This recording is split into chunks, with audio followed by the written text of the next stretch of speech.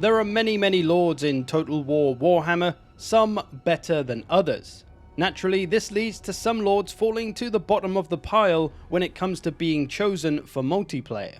Some lords just don't have any redeeming features that make you want to choose them over the stronger lords of a faction, and thus they literally never get played in multiplayer, and with good reason. They have fallen behind, they need a rework. So here is 5 lords that really just don't get picked and are in need of something to bring them back into the lineup.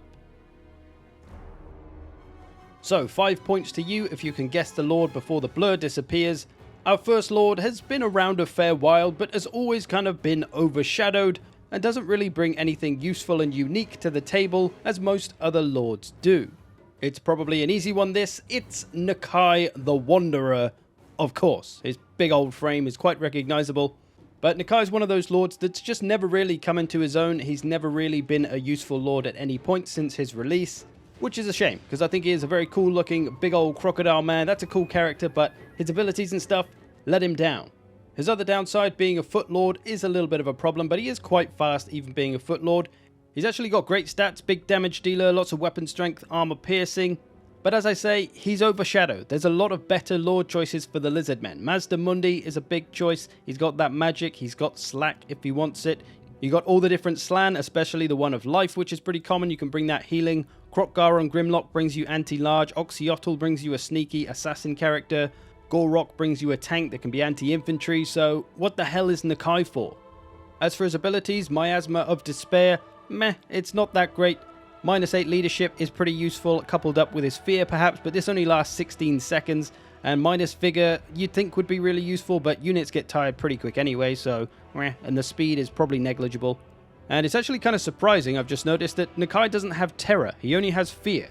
That could be a good way to make him a little more useful. He likes charging around, so the terror could be really useful for him. That could be one way to make him a little better.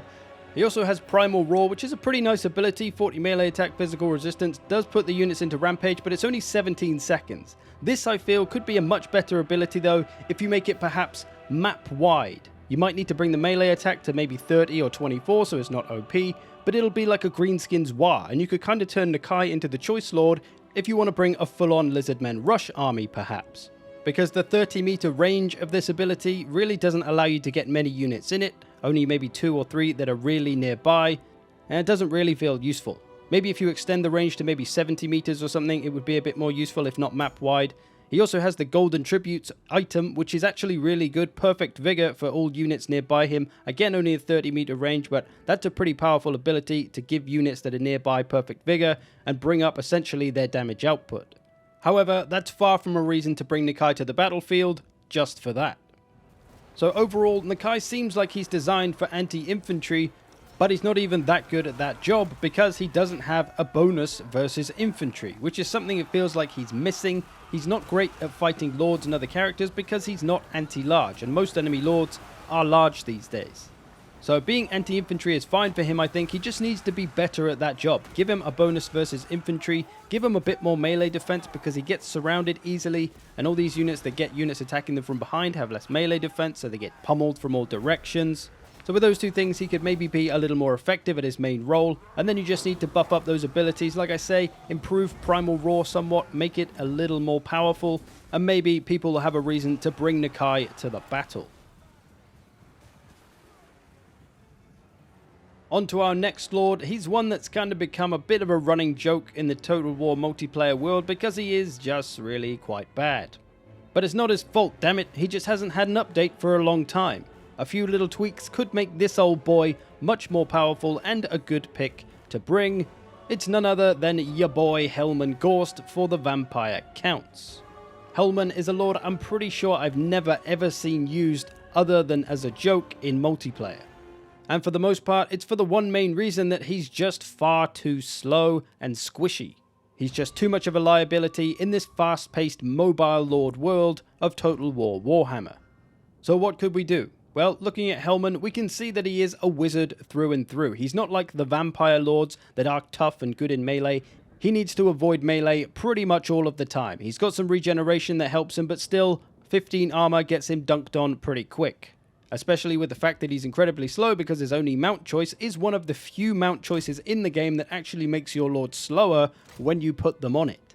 So being slow and having no armor and being squishy is a recipe for death in multiplayer these days. So that's Hellman's first problem.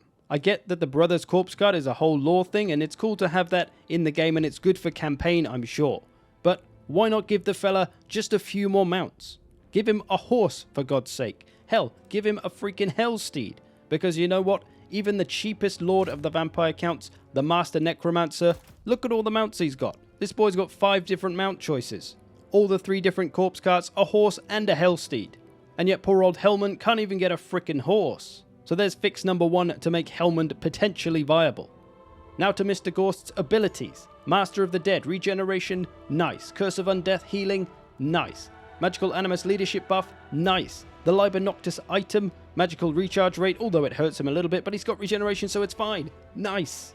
But there is a big issue hidden within Hellman Ghost's spells, and that is that he doesn't have Raise Dead, one of the most important spells for the vampire counts. He has Invocation for the healing, which is an essential one to bring for any vampire lord, but he does have Awaken from the Grave, which instead of summoning zombies allows you to summon Graveguard, 2 units potentially, which is nice, really good. But taking away Raise Dead is just no. Bogging your enemies down with zombies is a really big part of the vampire's game plan, and while spawning up Graveguard is good, they do die after a short amount of time anyway, so them being an expensive tough unit doesn't really help that much. Having 7 zombie spawns is much more useful, usually. So what's the solution here? Give him both. Move Awaken from the Grave to his abilities, giving 1 or 2 free Graveguard spawns, and give him Raise Dead back so he can be a proper old Necromancer. Because charging him into melee, there's not going to be much hope there. Sure, he can give the healing as a corpse card does, but if 2 or 3 heroes jump on him, he's probably dead within 20 seconds. Not to mention he's pretty big, so he can be easily shot by missiles or magic missiles, artillery. He's just too vulnerable being so slow. Putting him on a horse or a Hellsteed would be much better, because then at least he'll be mobile and fast, he can get himself out of trouble, whilst also being able to move around quickly.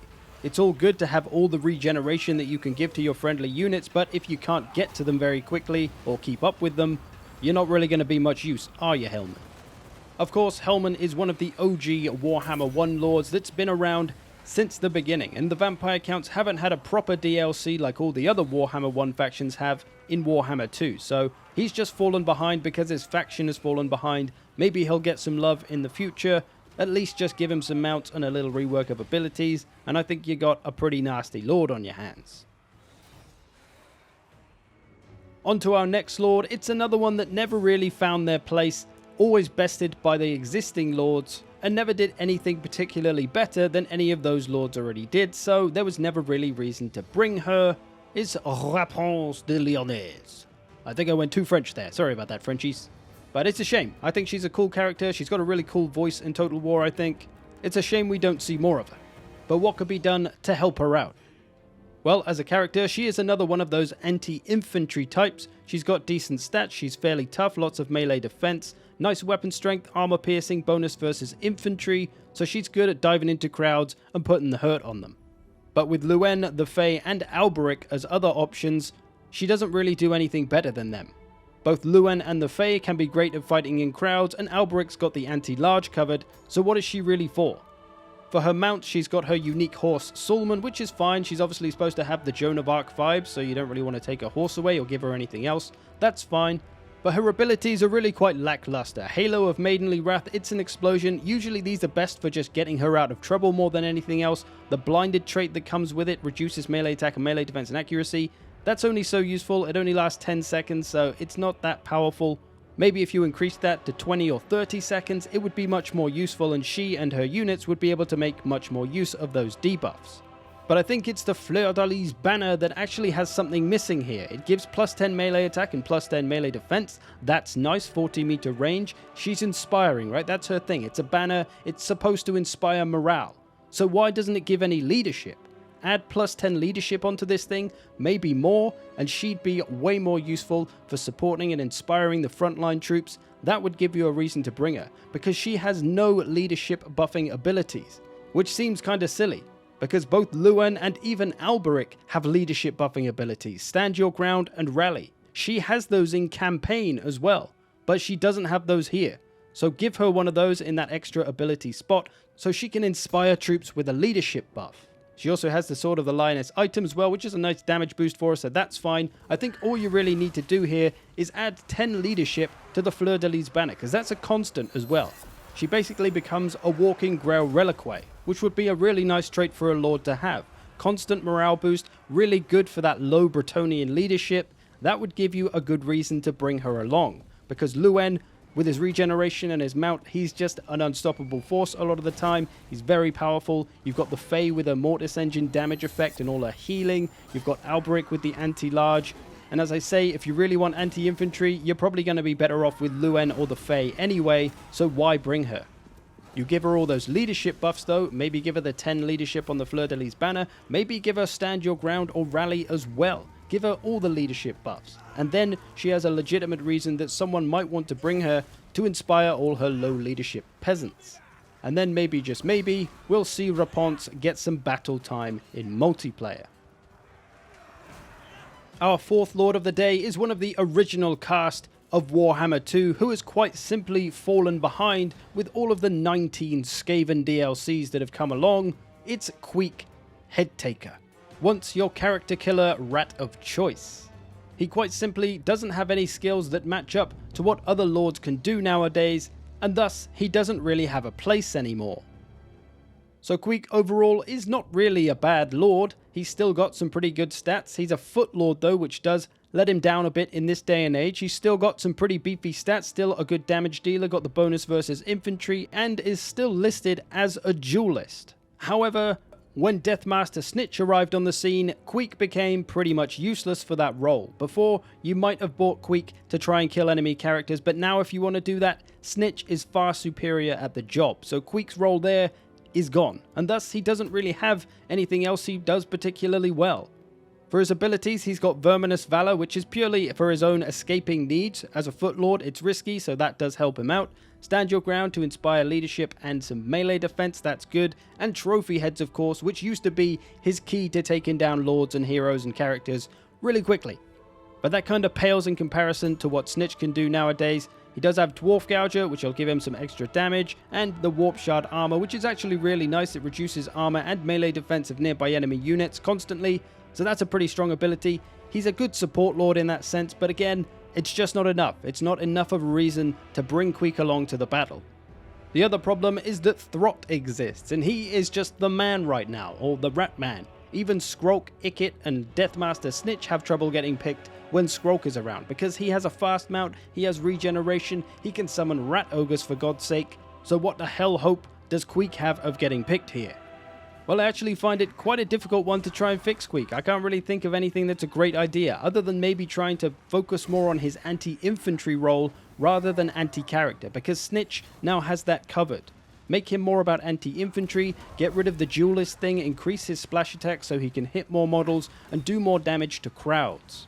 And adjust his abilities to help that end, or maybe push him more towards the support lord option. Give him a melee attack buff for nearby friendly units, as well as that Warp Shard armor which will reduce enemy armor and melee defense. Maybe there he could be really useful and might be a good one as a support lord, perhaps. All we can really tell nowadays is that Queek is simply outdone in his ability to kill characters because Snitch is just way better at the job. So maybe in one of the 4 new Skaven DLCs probably coming out this year, he'll get a bit of a rework and maybe be made useful and potentially get some of those picks in multiplayer, because at the moment, Queek has fallen behind. And our last Lord of the Day is another one that never really found his place since his release last year, and is overshadowed by other superior Lord choices. It's High Elves Batman, Eltharion. Again, not a bad Lord necessarily, just one that doesn't really have a place with the other existing Lords. He's got a cool mount in Stormwing, and he does bring magic, including healing, to the table, so why does he seldom get used? Looking at his stats and stuff, he looks pretty decent, right? He's got some armor, leadership, he's got some decent damage stats and melee defense. However, he lacks any kind of special damages. Weapon strength, not armor piercing, not anti-large. You telling me this big old spear of his can't pierce armor or stab up large things very well? That seems a little silly. I know high elf spears don't have armor piercing, they're spearmen and stuff, that's part of their thing, but to not give it to a lord seems a bit silly. The only way he gets armor piercing is if you put him on his mount Stormwing, so the big old claws will do it, but unfortunately his weapons are a bit naff.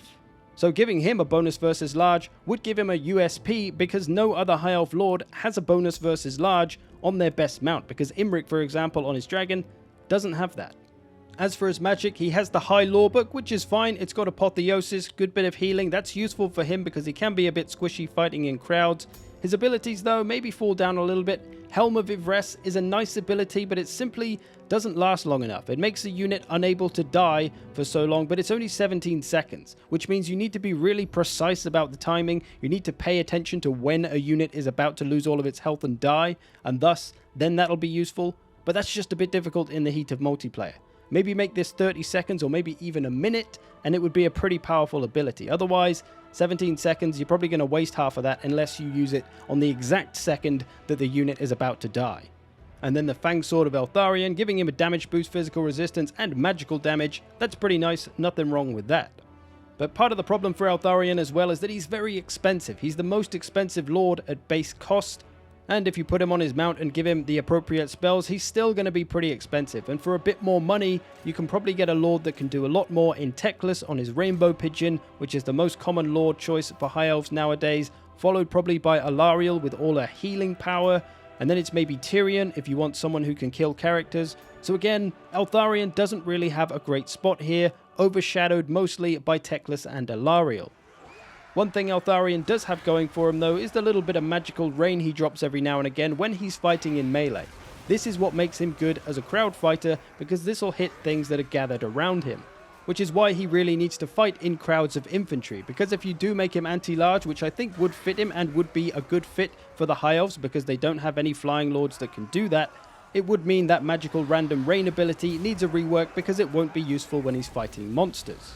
So he either needs an adjustment to his role, maybe make him anti-large, or at least give him a bonus versus infantry for God's sake.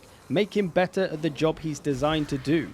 Because that Mistwalker's barrage magical rain that comes down is obviously meant to make him fight in crowds and encourages him to fight in crowds. But he doesn't even have a bonus versus infantry, so why the fuck would he go and fight in crowds? He needs a little more direction, I think, Eltharion. He doesn't have a clear role, and he's not very good at the one he does have already. He should at least be given armor piercing when he's on foot and on his horse, so at least the horse could become a viable mount option. Or maybe he just needs to become a little bit tougher and give you some more value for the money. More armor, more melee defense, help him survive, because being on Stormwing as well means when he's diving into crowds, getting surrounded, he's getting attacked from all directions at reduced melee defense rates from the back and sides. Thus he takes damage pretty easily and can get beaten up by even a mid-tier unit. Poor old Eltharion, and even the High Elves in general as a multiplayer faction, need a bit of love. So there we go.